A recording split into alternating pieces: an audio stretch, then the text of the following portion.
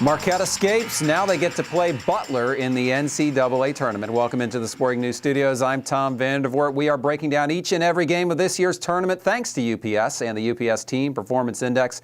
Joining me now on the phone, Mike DeCourcy. And Mike, boy, what an escape for Marquette today. Butler now going to face them. How do you see this matchup? Well, what's interesting is that Marquette is kind of playing a similar team, very well coached, very well organized, very skilled, but with better players.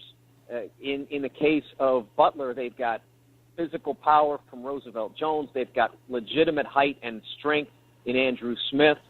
They've got one of the great shooters in college basketball, Rodney Clark, and a young freshman named Kellen Dunham who just keeps looking for that three-point touch. He's a natural shooter, and if he breaks out on you, you're in trouble.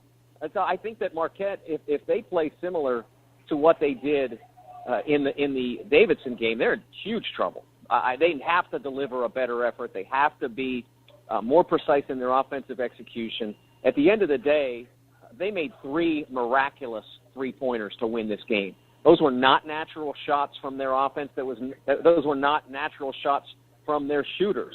They executed three miracles to win the game, and that's to their credit. They had to do it, and they did it, but they're not going to be able to count on something like that again. They have to get the ball inside to Devontae Gardner. They were not effective enough at that against Davidson. They have to execute their offense better and get better shots. They were very sloppy with their execution today until the final play when Vander Blue ran the great screen and drove the ball to the left-hand layup. That was really maybe one of the few plays all day that Mark executed well. Yeah, sometimes I guess you force it in the case of those three-pointers and it goes in. You know, one thing that jumps out at me from the UPS Team Performance Index is Butler's rebounding index is very, very high. Physically inside, how does that matchup look to you? Well, what's different for what they did, Davidson did, was they tried to use length and just battle. Jay Cohen is a tall player, 6'10", long, but not very physically strong. They did a nice job of battling. They doubled Devontae Gardner every time he caught it, and it was pretty effective, but he didn't get enough touches today for it to matter that much that Davidson was at a disadvantage. I think that they'll have to emphasize that more, but it'll be harder to be successful. I think Gardner's the best low-post scorer in college basketball. He does not play starters minutes. He and Chris Atule split it pretty much even.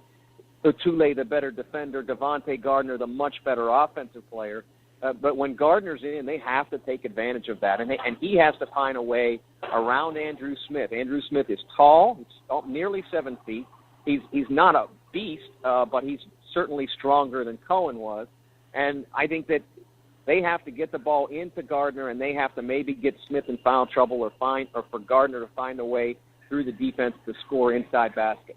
So it's a 3-6 matchup here. Do you have a pick? Do you see this going one way or the other? You know, it's hard to pick against Butler right now. It's just the kind of game they've won in the tournament every year for the last 3 or 4 years. And I think that this is an ideal situation for them. I actually think they would have been at a greater disadvantage against Davidson than they are against the Golden Eagles. I really was impressed by the physicality of the Golden Eagles, how hard they played, but I did not think they executed their offense well against Davidson. We'll see if maybe they come with a better effort against the Butler Bulldogs. Yeah, it's going to be interesting. One thing about a Brad Stevens team is when they get a team they can handle, they usually do handle them. Thank you, Mike, so much, and we'll certainly be talking to you later. You bet.